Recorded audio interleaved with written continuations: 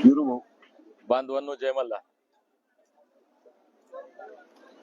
काहीही झालं तरी आपला लढा सुरूच आहे. आपण सांगितलं होतं पोलिसांची परवानगी मिळो अथवा न मिळो, आपण आपल्या उपोषणावर ठाम आहे. इथं आत्ता किमान 2-3 हजार बांधव आपले ग्राउंड मध्ये आहेत आणि याच्यापेक्षा जास्त बांधव ग्राउंडच्या बाहेर, कोणी चहा प्यायला गेला असेल, कोणी नाश्ता, कोणी चौपाटीवर गेला असेल आहे. त्याच्यामुळं हे आंदोलन ताकदीनं या ठिकाणी सुरू आहे. एकदा इकडे ग्राउंड मध्ये लोक दाखवा,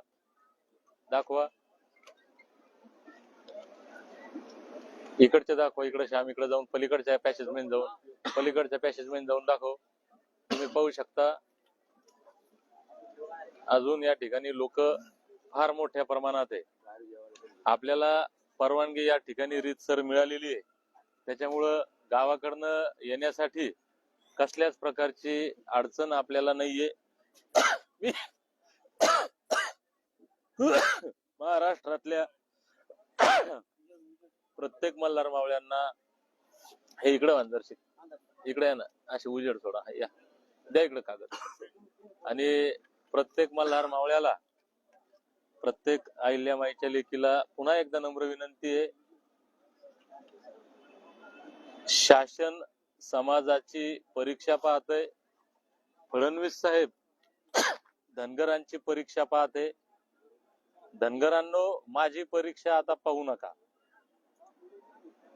मी वारंवार सांगतोय,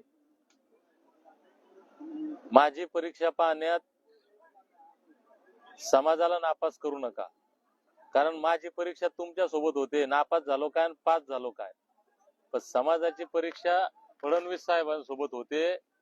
त्याच्यामुळे त्या परीक्षेत नापास होऊ नका. आम्ही का थांबू नये माहिती, इथं 18 तारखेला सगळे लोक या ठिकाणी म्हणाले होते की दीपक भाऊ, हे आंदोलन स्थगित करू. लोक नाही, वेगवेगळ्या अडचणी, वेगवेगळे कारण. मी म्हणलं नाही, मला माहितीये महाराष्ट्रातला धनगर या आंदोलनाप्रती संवेदनशील आहे. निश्चित काही अडचणी आपल्या होत्या. त्या अडचणीवर मात करून तुम्ही 23 तारखेला याल म्हणून 4 दिवस आम्ही मच्छरांमध्ये काढले.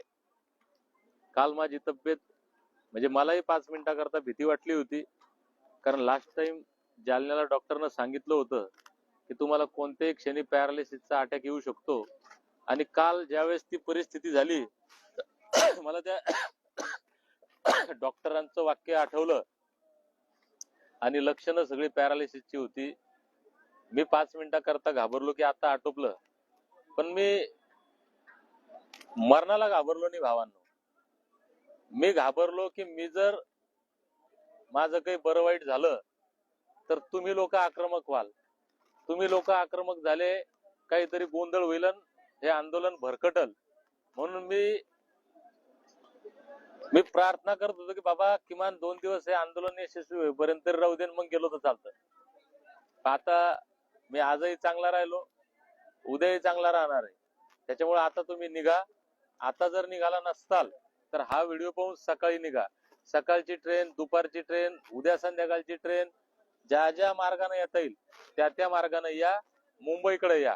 तुम्हाला मी स्पष्ट शब्दात सांगतो, उद्या अधिवेशन चालू आहे. परवा शेवटचा दिवस आहे अधिवेशनाचा. त्याच्यामुळे परवा 25 तारखेपर्यंत जितक्या धनगरांना मुंबईकडे येता येईल तितक्यांनी या. हे सगळे लोक फुटपाथवर झोपले होते. आजही इथं ग्राउंडवर जर तुम्ही पाहिलं, यांना दाखव रे कुठं झोपणार आहे. यांना खाली, इथं खाली गादी नाही, काही नाही, दगड आहे. या दगडामध्ये हे लोक झोपणार आहेत. त्याच्यामुळे आम्ही आमचे हाल करून घेतोय. का तर आम्हाला तुमच्यावर विश्वास आहे. मला तुमच्यावर विश्वास आहे, या लोकांना माझ्यावर विश्वास आहे. म्हणून आपण मुंबईकडे निघा. परवानगीचा कागद मी तुम्हाला म्हणलं त्या पद्धतीनं हे उद्याची परवानगी मिळाली. त्याच्यामुळं, आणि परवानगी मिळाली नाही जरी मिळाली तर पोलीस आपल्याला त्रास देत नाहीत. पोलीसही आपलेच आहेत, पण ही परवानगी मिळाली आहे. त्याच्यामुळं पोलिसांनी त्रास देण्याचा विषयच येत नाही. जर कुणाच्या मनामध्ये पोलिसांविषयी भीती असेल तर कृपया ती बाळगू नका. आपण पोलिसांना सहकार्य करतोय, पोलीस आपल्याला सहकार्य करतोय. आपलं भांडण पोलिसांशी नाहीये, आपलं भांडण सरकारशी आहे. त्याच्यामुळं आपण ताकदीनं मुंबईला या ही विनंती करतो. जय मल्हार.